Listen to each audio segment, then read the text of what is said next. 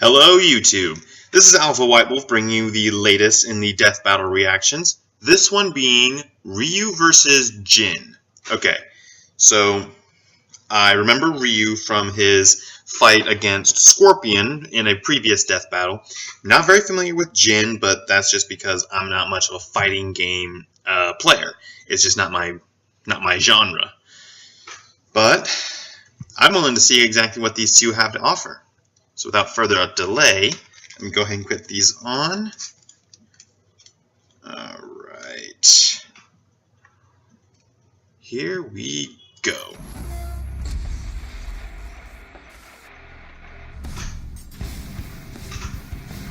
Everyone has different reasons for studying martial arts. For personal honor, to improve health, and for kicking the crap out of the other people, like with Ryu, the wandering world warrior of Street Fighter. And Jin Kazuma, the power-hungry martial arts master of Tekken. He's Wiz and I'm Boomstick. And it's our job to analyze their weapons, armor, and skills to find out who would win a death battle. 3D. This ought to be interesting. He's the hero the world never knew. His name means prosperous, plentiful, and abundant. He is the Wandering Warrior. He is Ryu. That's a pretty epic introduction for a hobo. Orphaned at a young age, Ryu was adopted by the martial arts master Goken. Under Goken's training and beside his fellow student Ken Masters, Ryu was trained in the art of Ansatsuken, aka the Assassination Fist. This ancient fighting style was specifically designed for murder, which automatically makes it the best martial art ever. Of course. Goken actually taught Ryu a slightly altered variant of the Ansatsuken. Inspired by karate, kenpo, and judo, Goken's version was a generally non-lethal one. Oh, lame.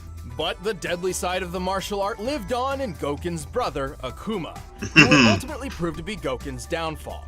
One day, Ryu and Ken returned to their dojo to find their master dead.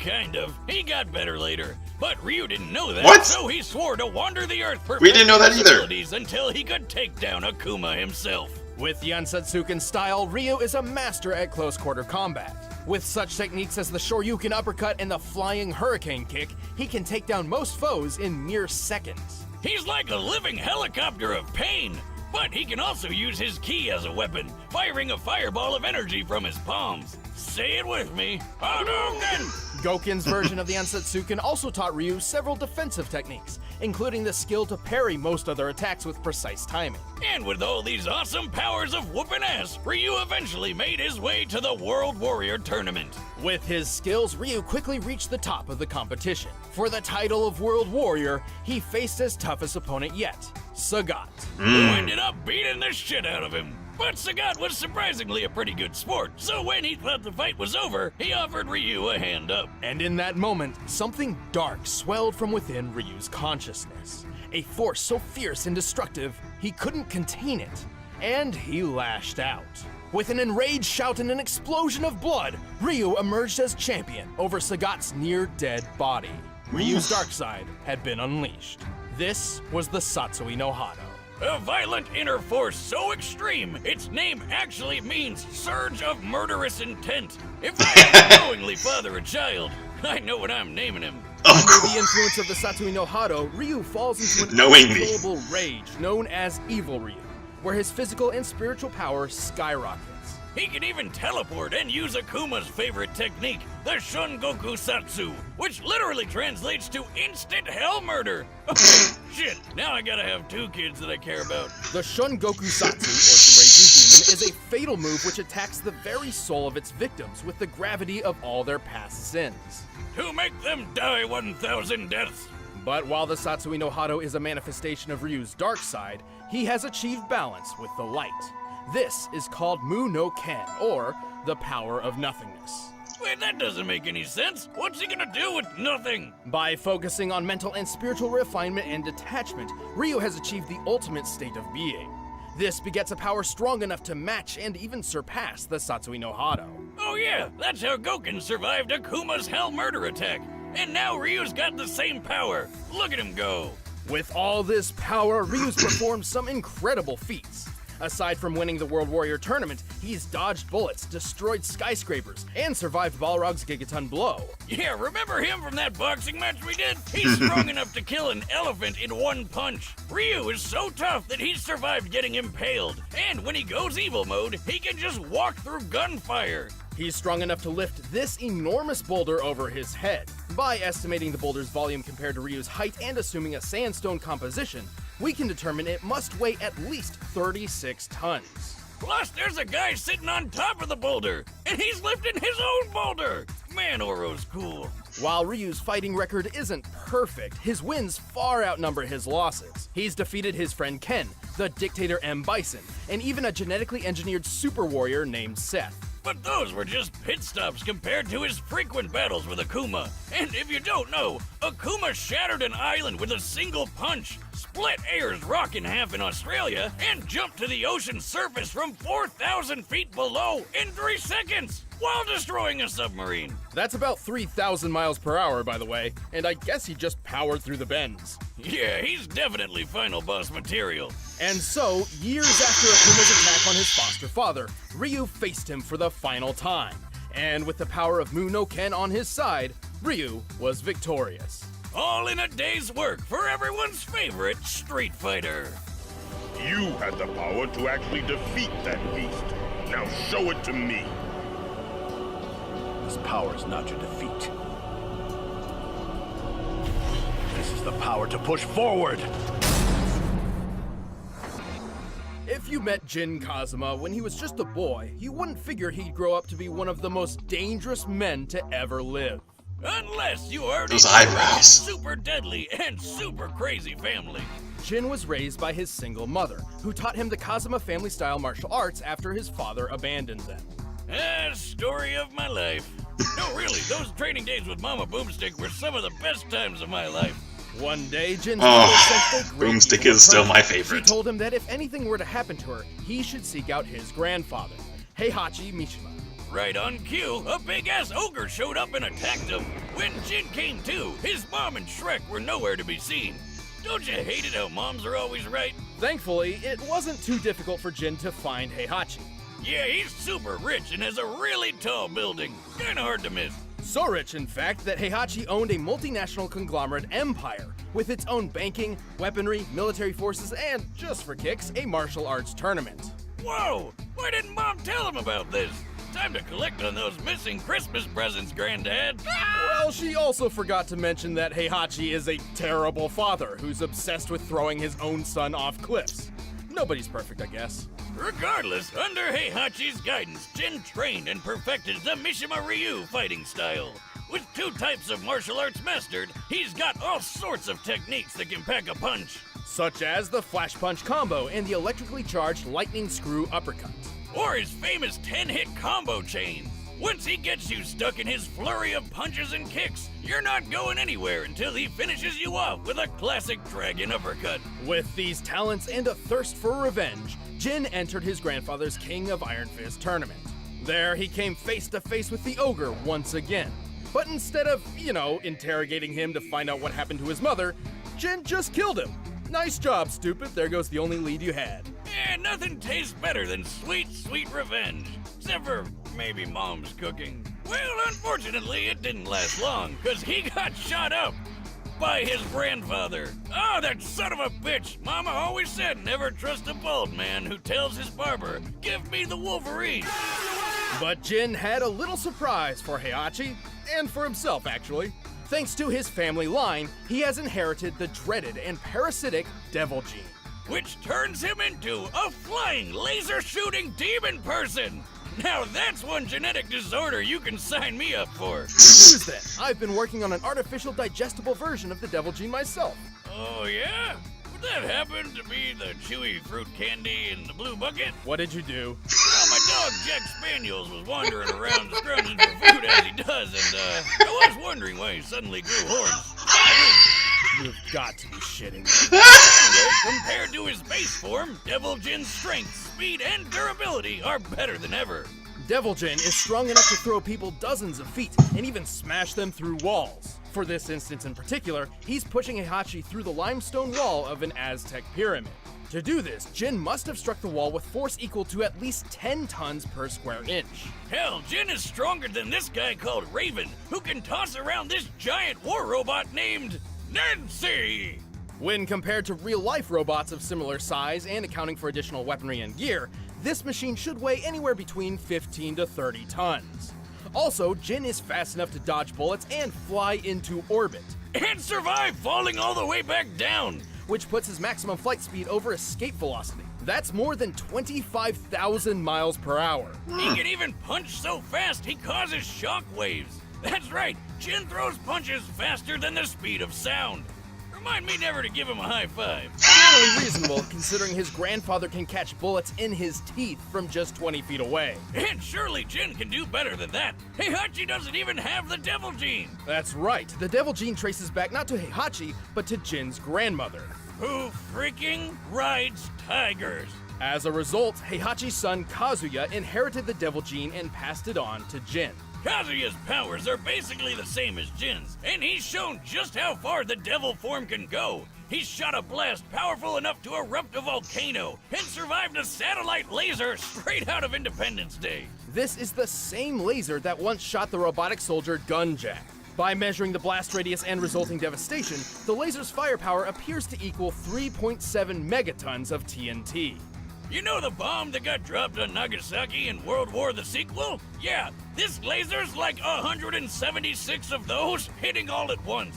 While the devil gene can sometimes be difficult for Jin to control, it provides an enormous advantage against almost any foe. With it, he's won 3 of the 4 King of Iron Fist tournaments he's entered.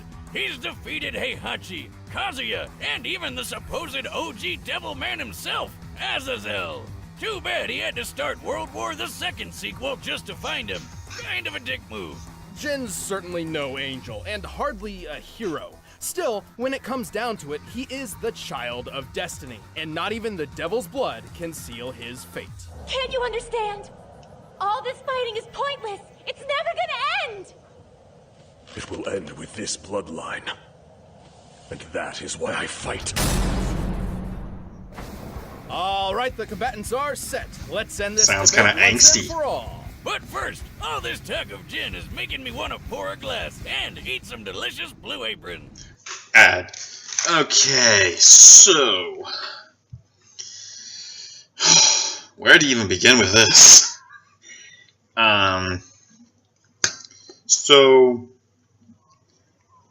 It's tough. DeathBattle's always been really good at finding matchups that are very similar and very hard to call right from the go, but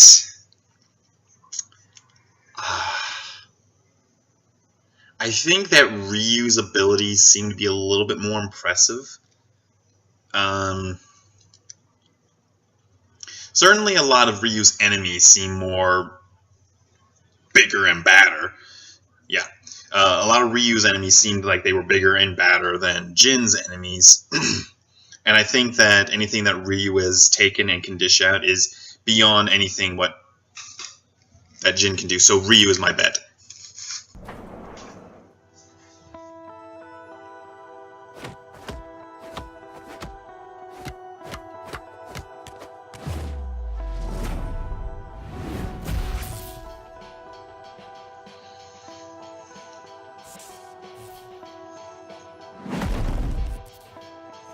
There's no way I can lose. Talk is cheap. The answer lies in the heart of battle. Fight!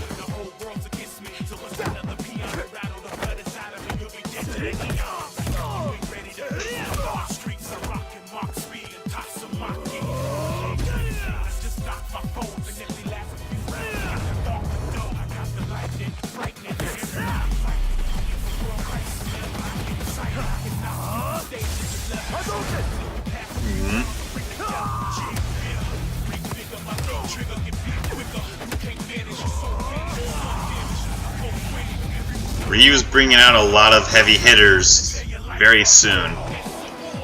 I'm still rooting for him, but I'm a little concerned now.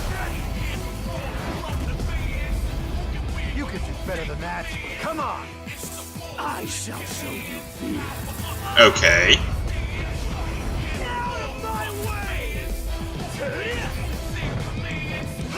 They did say that Jin has some trouble controlling this devil form, didn't they?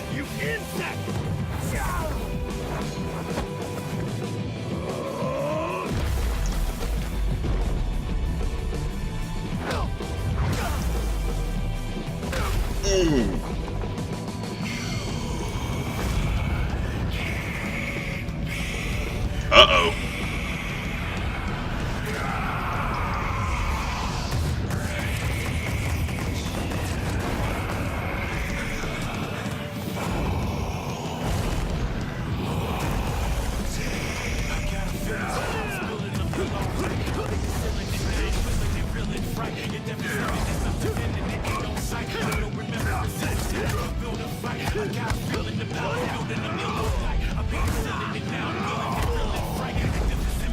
Ouch!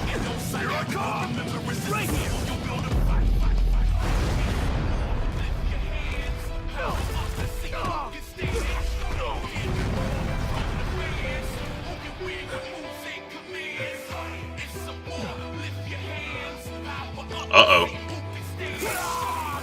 Uh-oh.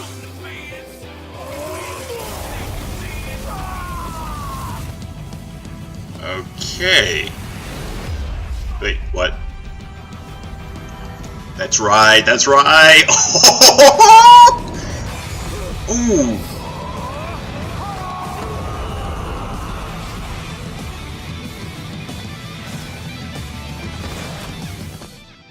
Oh? Is that it?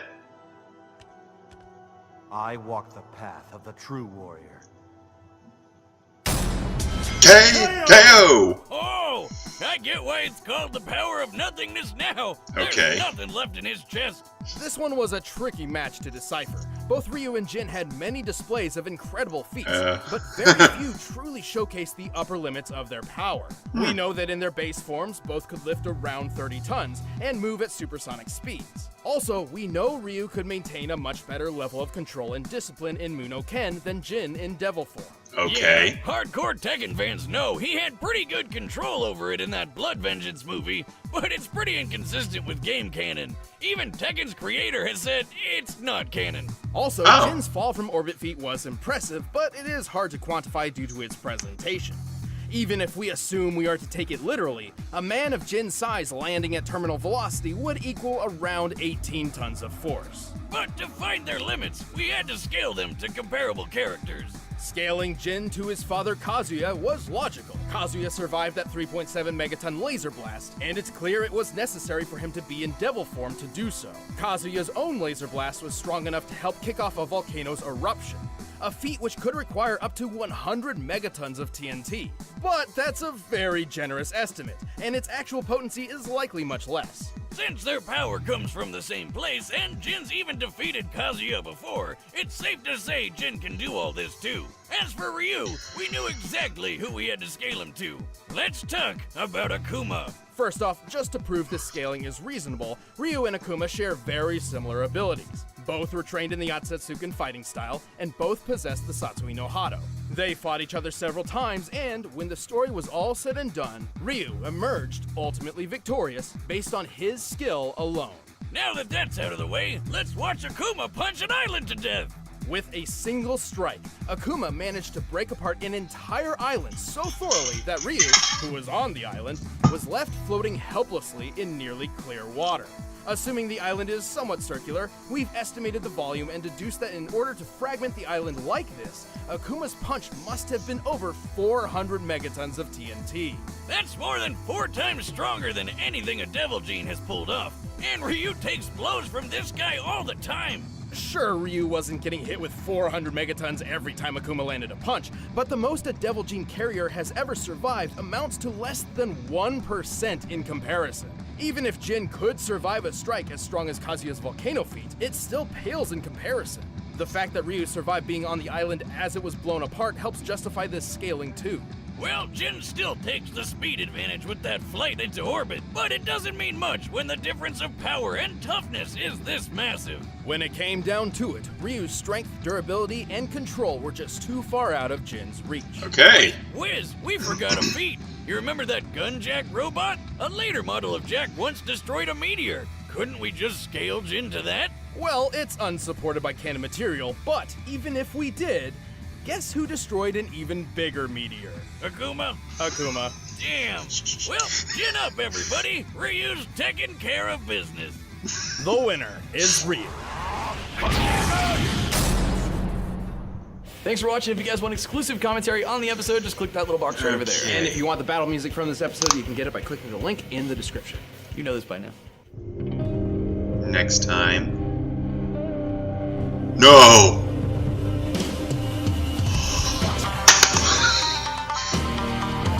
Okay.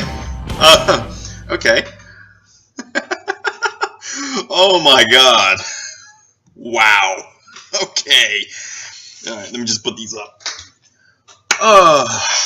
Where to even begin with this? Okay, so I was right about Ryu winning. I had some doubts at times, but he won in the end. Samurai Jack. Yeah, okay. So, in case anyone was wondering why I was kind of trying to say along with the fight and the KO, in editing, trying to get everything all lined up just right requires that. But yeah, Samurai Jack. I'll have to actually look back into the paperwork that myself and Reaper did. I think we were talking at one point about a Samurai Jack versus Richard B. Riddick kind of battle. But that's still a ways away. But yeah, this has been the Ryu versus Jin death battle. That was crazy. That was awesome. I love Boomstick's puns and jokes. They always make each episode incredibly entertaining. But yeah, I'm going to be signing off here. I will be continuing to upload some God of War 1 footage. When I started uploading those videos, God of War 4 finally came out, so I've had to put God of War 1 on hold so I can play God of War 4. Sue me. But yeah, I'm going to go ahead and stop this recording. If you like the reaction, just go ahead and indicate so down below. If you have any suggestions for future videos, drop those in the comments down below. And if it so pleases you, subscribe. It helps our channel out a lot, and it's always good to see that people appreciate the content that we're trying to bring here. But yeah, without further delay, I've been Alpha White Wolf. I'm signing off. You have a nice day, YouTube.